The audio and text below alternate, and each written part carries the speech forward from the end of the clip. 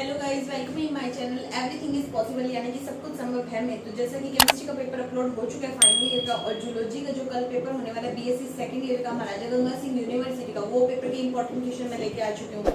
ज़्यादा से ज़्यादा चैनल को सब्सक्राइब करें, शेयर करें और अपने पेपर पाते रहें, ठीक है। हो सकता है आपके क्वेश्चन आपके पेपर में कल आपको देखने को मिल जाए। तो very very all the best and now start, ठीक है। सबसे पहला क्वेश्चन है व्हाट इज डेवलपमेंटल बायोलॉजी, ठीक है। ये परिवर्तन जैविकी ही आपकी बुक का नाम है, इसका डेवलपमेंट बायोलॉजी ही बुक का नाम है, और डेवलपमेंट बायोलॉजी कहते कैसे वही क्वेश्चन है, ठीक है।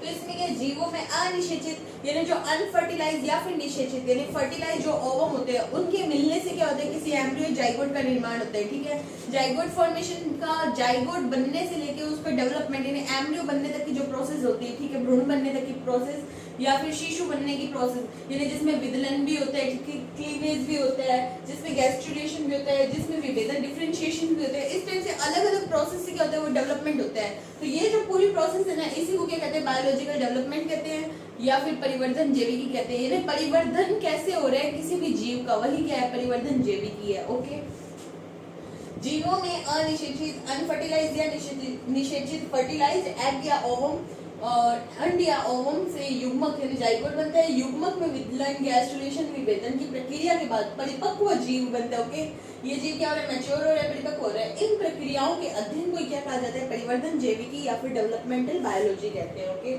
नेक्स्ट क्वेश्चन है व्यक्ति वृत्तीय या व जाति वृत्तीय, ठीक है। इन दोनों में अंतर बताना है परिवर्तन में, ठीक है। व्यक्ति वृत्तीय होता है ना, उसको बोलते हैं ऑन्टोगैमी, और जो जाति वृत्तीय होते हैं ना, उसको बोलते हैं फाइलोजेनेटिक। ओके, अब देखो व्यक्ति वृत्तीय नॉर्मल, जैसे अपने नॉर्मल प्रोसेस पढ़ते हैं कि क्या हुआ, किसी भी जाति या जीव का क्या हुआ, जो एग है वो ओवम में और स्पर्म में उनका क्या हुआ, फर्टिलाइजेशन हुआ, उससे क्या हुआ, एम्ब्रियो फॉर्मेशन हुआ, वो तो हो गया ऑन्टोगैमी, ठीक है। और फाइलोगैमी क्या होगी, किसी एक जाति का उद्विकास पढ़ना, पूरा का पूरा कंप्लीट डेवलपमेंट कैसे हो रहा है, वो उसका हो गया फाइलोजेनेटिक या फिर जाति वृत्तीय, ठीक है। ये जाति का, पूरी जाति विशेष का पढ़ना। ओके, किसी जाति या जीव का विकास अंततः स्पर्म की युग्मन से पूर्ण जीव का बनना ऑन्टोगैमी या व्यक्ति वृत्तीय परिवर्तन कहलाता है। किसी जाति या जीव के ऐतिहासिक या उद्विकास परिवर्तन को क्या कहते हैं, फाइलोजेनेटिक या फिर जातीय वृत्तीय कहते हैं। तो आप इसको आराम से पढ़ लीजिए, स्क्रीनशॉट ले लीजिए, हो सकता है आपके कल क्वेश्चंस देखने को मिले। अब जो हमारा नेक्स्ट क्वेश्चन है वो पढ़ते हैं कि वृषण की अंतराली कोशिका द्वारा स्रावित हार्मोन यानी which hormone secreted by interstitial cell of testis, ठीक है। तो इसका आंसर है टेस्टोस्टेरोन जो हार्मोन है वो वृषण की अंतराली कोशिकाओं के द्वारा क्या होते हैं, सिक्रेट होते हैं, उसका स्रावण किया जाता है, ठीक है। It is primary sex hormone, प्राथमिक जनन हार्मोन है, ठीक है। And anabolic steroid in males, और मेल्स में क्या एक स्टेरॉइड की तरह काम करते हैं। In human body, in human body this develop male reproductive tissue such as testes and prostate। अगर टेस्टोस्टेरोन का स्रावन ना हो तो जो मेल बॉडी है उसके अंदर टेस्टिस और प्रोस्टेट जैसे ऑर्गन का क्या होगा, डेवलपमेंट नहीं हो सकता। अतः ये क्या होता है, रिप्रोडक्टिव ऑर्गन यानी जनन अंगों को क्या डेवलपमेंट करने के लिए क्या करते हैं, प्रेरित करता है। ओके, नेक्स्ट क्वेश्चन हमारे व्हाट इज एम्ब्रियोजेनेसिस, ठीक है। इसको बोलते हैं भ्रूण जनन या शावक जनन, ठीक है। हम दोनों की बात कमेंट कर रहे हैं, तो मैंने हिंदी में टर्म्स मतलब मेन जो होते हैं वो मैं बता रही हूँ तुम्हें साथ साथ में।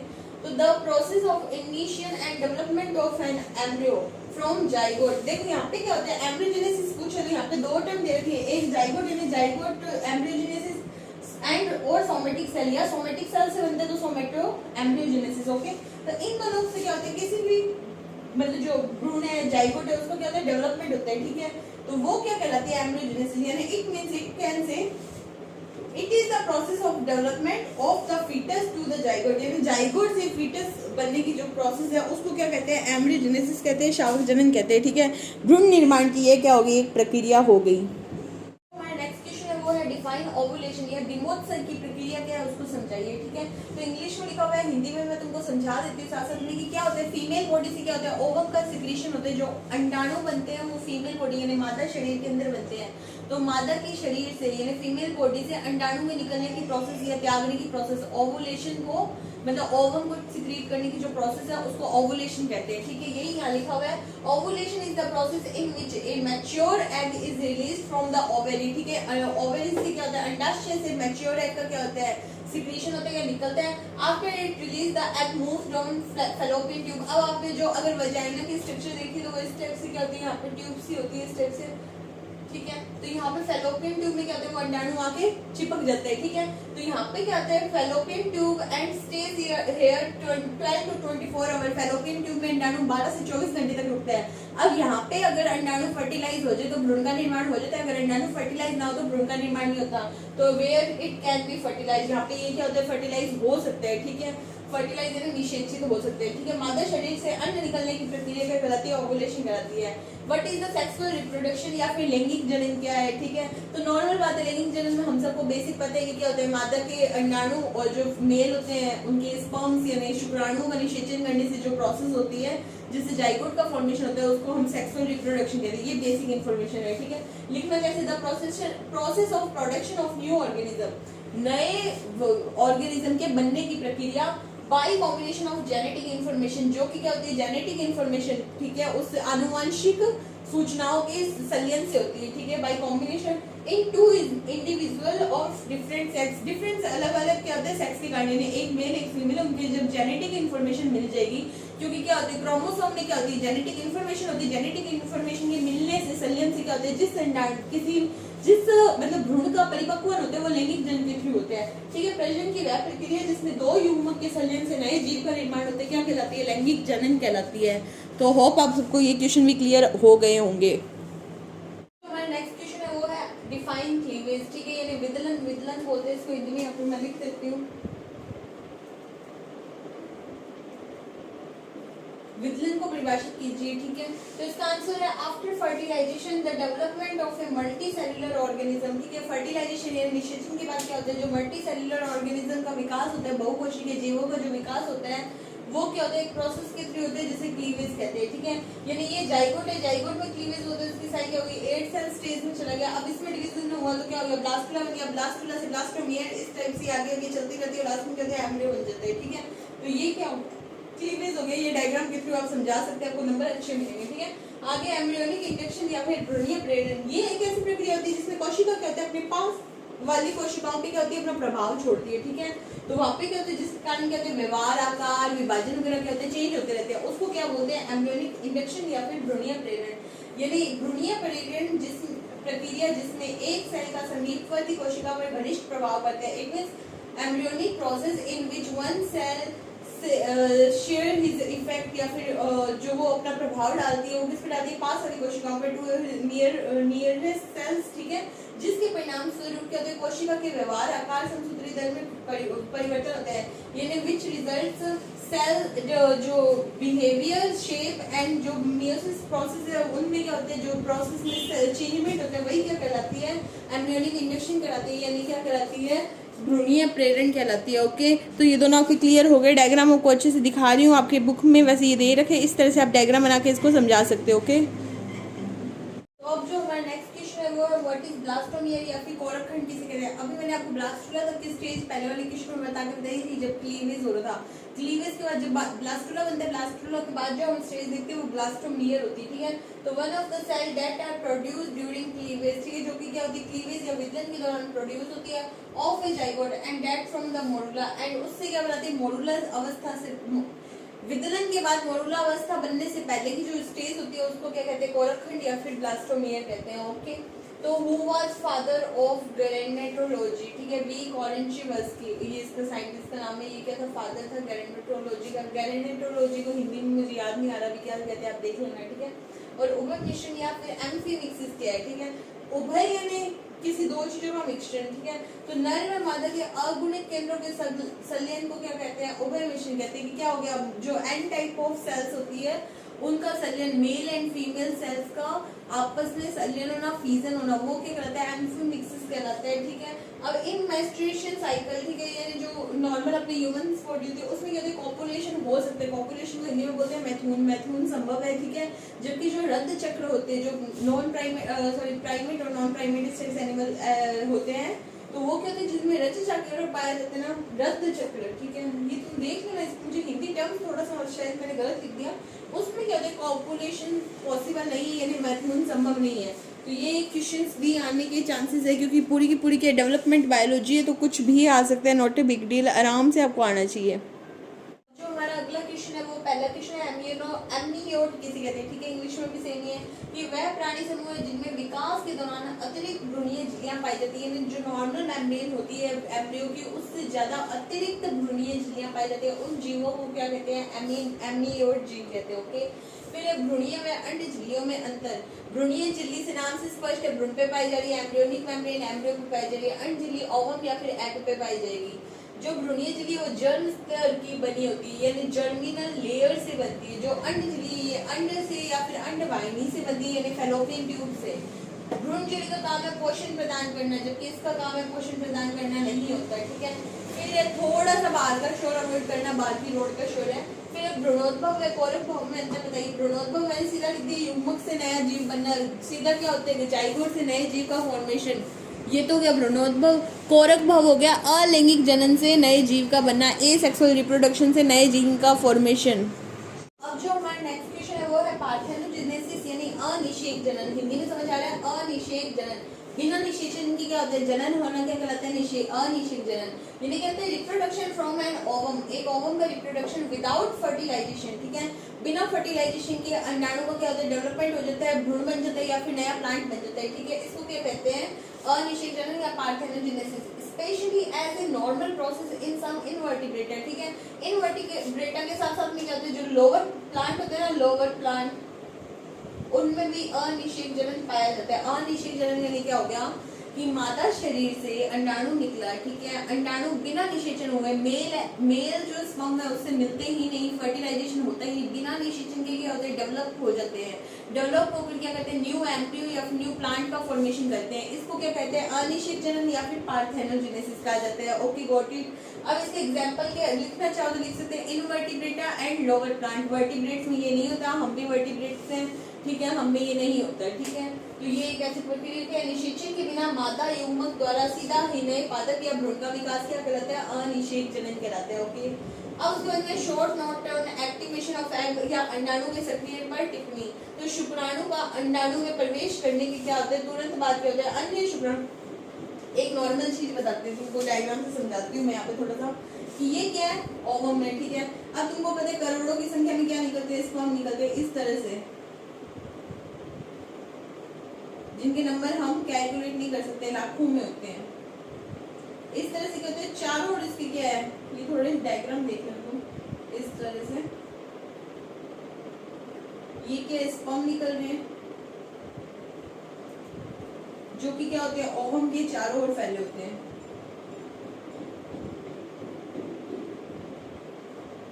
लेकिन क्या सारे स्पर्म ओवम के अंदर जा सकते हैं, नहीं जा सकते ना, फर्टिलाइजेशन किसी एक पे ही होता है। तो मान लो इसका फर्टिलाइजेशन हो गया, ये यहाँ से इसमें आ गया, इसका जेनेटिक मटेरियल इसने यहाँ छोड़ दिया, ये ओवम का जेनेटिक मटेरियल है, ये इसने अपना छोड़ दिया, ठीक है। तो अब यहाँ जैसे ही इसने एंटर हुआ, इसके एंटर के बाद में जो बाकी स्पर्म्स है ना, उनको रोकने के लिए क्या होता है, यहाँ पे चेंजमेंट होता है, ठीक है, कि बाकी स्पर्म इस ओवम के अंदर ना आ सके। प्रवेश को रोकने के लिए क्या होता है, ये जो चेंजमेंट होता है ना, इसको हिंदी में वलकुटी अभिक्रियाएं कहते हैं।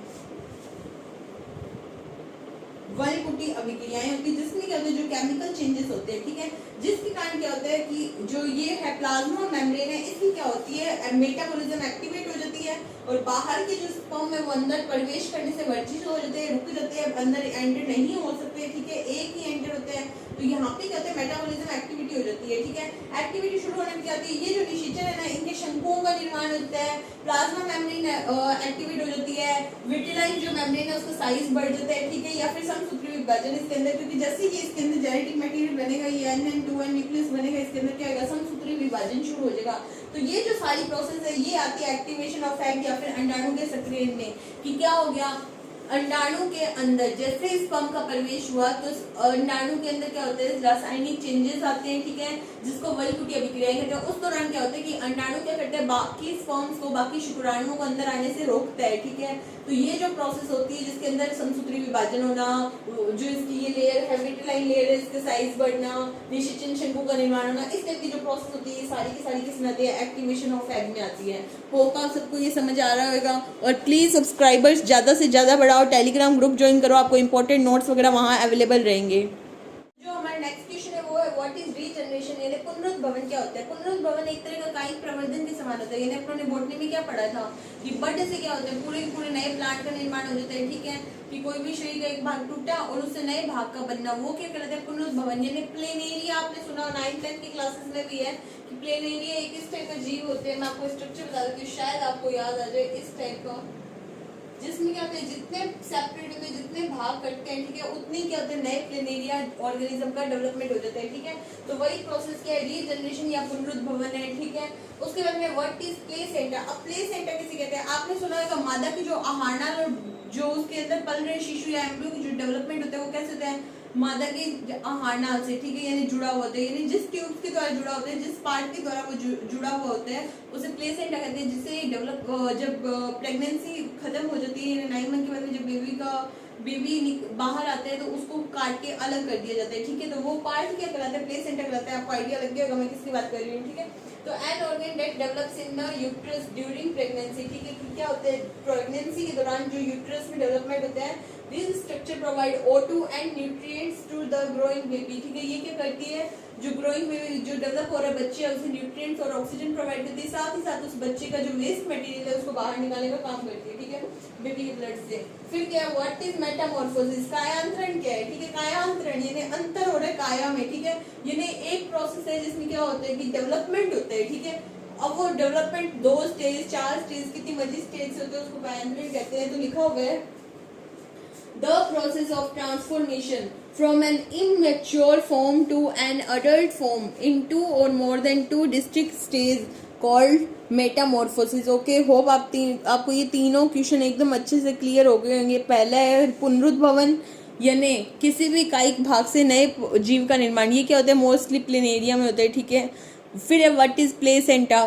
तो प्लेसेंटा आपको बता दिया ऐसा ऑर्गन है जिसके द्वारा क्या होता है, प्रेगनेंसी के दौरान यूट्रस में डेवलप होता है फीमेल की, और उसके बाद में वो क्या काम करता है, शिशु को ऑक्सीजन और क्या देते हैं, न्यूट्रिएंट्स यानी पोषण देते हैं, ठीक है। और ग्रोइंग बेबी के ब्लड से क्या होता है, वेस्ट मटेरियल का रिमूव करते हैं। फिर एक कायांतरण किसे कहते हैं, तो the process of transformation from an immature form to an adult form, ठीक है।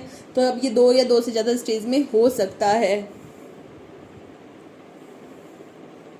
इतनी मेहनत कर रहे हैं, सब्सक्राइब लाइक तो बढ़ा दो कम से कम। जो हमारा क्वेश्चन है वो है प्रीमोर्डियल कोशिका क्या है, ठीक है। अविभेदित स्टेम कोशिका, प्रीमोर्डियल कोशिका एक प्रकार की अविभेदित स्टेम सेल है जो 2n स्टेज में रहती है और अन्य में विभेदन करती है, यानी कहाँ पे डिफरेंशिएट होती है, ओवम में डिफरेंशिएट होती है, ओके। फिर ऑटोफिन और एलोफिन में अंतर बताइए, इसे हिंदी इंग्लिश में सेम ही कहते हैं, कोई दिक्कत नहीं है। तो प्रत्यारोपण यानी जब वो गर्भ में चिपक जाते हैं, ठीक है, यानी जो जाइगोट के चिपकने के बाद प्रत्यारोपण के बाद म्यूटेंट लक्षण प्रदर्शित करते हैं अगर इस उत्तक को वाइल्ड टाइप ट्रांसप्लांट करें, ठीक है। अगर इस टिश्यू को वाइल्ड टाइप ट्रांसप्लांट करें तो ये क्या करते हैं, म्यूटेंट के कैरेक्टर शो करते हैं, जबकि एलोफिन में कोई भी ट्रांसप्लांट कर दो तब कोई भी टाइप का कैरेक्टर शो नहीं होता, उसको एलोफिन कहते हैं। फिर पूर्ण क्षम कोशिकाएं, पूर्ण यानी कंप्लीट क्षम यानी क्षमता रखने वाली कोशिकाएं, ठीक है। तो इसको क्या कहते हैं, जैसे इधर एग्जांपल देती है युग्मनज या जाइगोट, यानी जाइगोट क्या होता है, सारी तरह की सेल्स का डेवलपमेंट कर सकते हैं, अतः ये पूर्ण क्षम कोशिकाओं का उदाहरण है। लगभग मैंने आपको छोटे क्वेश्चन सारे करवा दिए, जो भी बड़े क्वेश्चन है वो हमारे टेलीग्राम ग्रुप या फिर इंस्टा अकाउंट पे आपको मिल जाएंगे। डिस्क्रिप्शन बॉक्स में कम्प्लीटली लिंक दे रखे हैं, तो आपको वहाँ पे जितनी भी इंक्वायरी करनी हो आप वहाँ पे कर सकते हो। And good luck for your exam. Thank you so much. Hope ये वीडियो आपके लिए हेल्पफुल रहेगी। Don't forget to subscribe and share. Thank you. तो जो हमारा नेक्स्ट क्वेश्चन है वो है सामर्थ्य किसे कहते हैं, ठीक है, कि सामर्थ्य समझ रहे हो क्या। और बाकी आप टर्म्स है ना थोड़ा बहुत मेरे माइंड से मिस हो जाता है तो आप गूगल कर लेना अगर आपका मीडियम चेंज है। बाकी मैंने कोशिश की ज़्यादा से ज़्यादा मैं इंग्लिश और हिंदी को साथ में लेके चल रहा हूँ, ठीक है, ताकि आपके हिंदी मीडियम और इंग्लिश मीडियम में कोई प्रॉब्लम ना आए, ठीक है। तो सामर्थ्य किसे कहते हैं, उत्तक की या फिर टिश्यू की वह कार्य की अवस्था यानी वह फंक्शनल स्टेज जिसमें क्या होता है वह प्रेरण क्रिया यानी इंडक्शन जो रिस्पॉन्स है उसके प्रति अनुक्रिया करते हैं। जो इंडक्शन प्रोसेस थी ना जो भी बताई थी, इंडक्शन क्या होता है उसके प्रति क्या करते हैं, रिस्पॉन्स करते हैं, उसको कहते हैं सामर्थ्य। फिर है ब्लास्टोमेटा, ब्लास्टेमा किसे कहते हैं, ध्यान रखना ब्लास्टेमा, ठीक है, ब्लास्टोमियर नहीं है, ब्लास्टेमा है। पुनरुद्भवन में शक्ति स्थान से पहले समान रूप से कोशिकाओं का समूह। अब मेरी बात सुनो, पुनरुद्भवन मैंने अभी आपको बताया था कि क्या होता है, रीजनरेशन होता है एक तरह से, कि क्या होता है पुनरुद्भवन, टूट गया पार्ट, उससे नया बन गया। अब वो नया पार्ट बनने से पहले क्या होता है, जिस स्थान पे वो टूटता है ना, उस स्थान पे पहले सेल्स का एक नया गुच्छा बन जाता है, ताकि वो अपने स्थान के अगर रिकवर कर सके, वापस से अपने आप को पूरा कंप्लीट कर सके। ठीक है, तो ये पहले ही तैयारी कर लेते हैं। तो उस जो प्रोसेस है उसको ब्लास्टेमा कहते हैं, उस समूह को, सेल के ग्रुप को बोलते हैं। ठीक है, फिर है बहु अंतर्वलन या पॉली इन्वेंटिनेशन किसको कहते हैं। ठीक है, अब क्या इस विधि में कोलेक्शन यानी ब्लास्टोडर्म की कोशिकाएं एकल या छोटे छोटे ग्रुप्स में जमा हो जाती है, ये स्थानांतरित हुई एक निश्चित स्तर में। ये बहुत लंबी प्रोसेस है। ठीक है, शॉर्ट में मैंने यहाँ पे दिखाने की कोशिश की, बाकी ये वाला क्वेश्चन इंपॉर्टेंट है, आप कंप्लीट भी देख लेना, और हो सके तो मैं टेलीग्राम वाला जो ग्रुप है मेरा उसमें मैं डाल दूंगी, तो आप प्लीज डिस्क्रिप्शन बॉक्स में है उसका लिंक, वहां से देख लेना, एक बार कंफर्म कर लेना, इंस्टा अकाउंट चेक कर लेना, कहीं पे भी आपको कोई भी क्वेश्चन अपलोड किए हुए तो मिल जाएंगे। ठीक है, कोई दिक्कत नहीं, इंपॉर्टेंट क्वेश्चन वहाँ पे मिल जाएंगे। ठीक है, और बाकी आप कमेंट कर दिया करो, थोड़ा लाइक शेयर कर दिया करो, ताकि हमारा थोड़ा सा चैनल भी ग्रोथ करे। ओके, तो क्या इस विधि में कोलेक्शन ब्लास्टोडर्म की कोशिकाएं एकल या छोटे छोटे ग्रुप में जमा होती है। ठीक है, ये स्थानांतरित हुई कोशिकाएं एक निश्चित स्तर में विन्यासित होती है, एक निश्चित लेयर बनाती है, एक निश्चित विन्यास बनाती है अपना। ठीक है, जिसे हाइपोब्लास्ट कहते हैं। अब यहाँ पे दो क्वेश्चन क्लियर हो गया, हाइपोब्लास्ट किसे कहते हैं, तो भी यही आंसर आएगा। तथा कोरक धुआं आधांतरिक धुआं में रूपांतरित होती है। ठीक है, अभी इसको डायग्राम से मैंने यहाँ पे समझाने की कोशिश की। ये दो प्रकार की होती है, इसके दोनों प्रकार भी आप देख लेना। एक बार मैं आपको थोड़ा जूम करके बता दूं, ये देख लो। होप आपके ये सारे क्वेश्चन काम आएंगे।